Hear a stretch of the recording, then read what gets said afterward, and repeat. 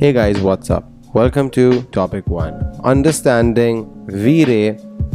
In this topic, we're going to be explaining to you guys what VRay really is, what do we use VRay for, what are the different VRay settings that are given to us by VRay so we can use it in our SketchUp model to actually then create out very good renders.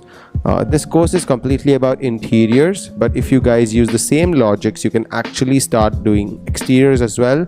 And definitely if you want to learn in detail, then do take up our exterior course, which we will come out soon as well with. So let's get straight to it. Now, as you guys can see, I've opened up SketchUp over here, and we have a large tool set as well as a small tool set over here. So I can just click on view and go to toolbars. And once I go to toolbars, you can see that we have the getting started toolset, which is of course the small one over here, and we also have the large toolset, which is the bigger one over here. Now what I'm going to do is I'm actually going to just scroll down. I'm going to let both those be on. That's completely fine.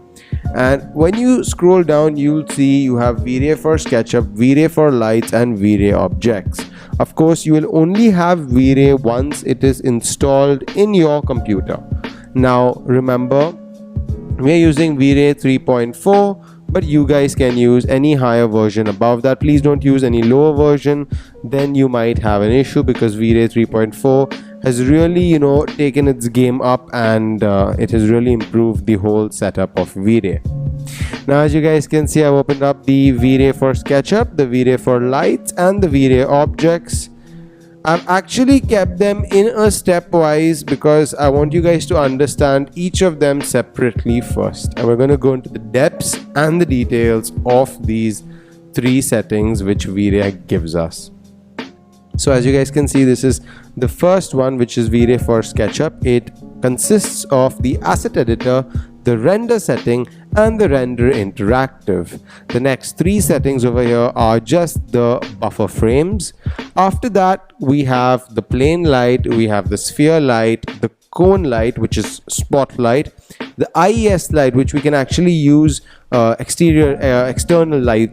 Then we have Omni light, we have dome light, we have mesh light, and we have adjust light intensities.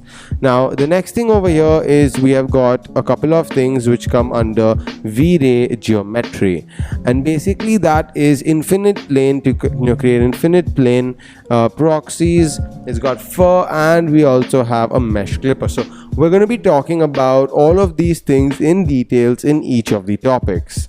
Right now, all I want you guys to do is open up these three, remember which is what, and we're going to be starting off one by one with each of these settings and getting into the depths and details. I'll be seeing you guys in the next topic.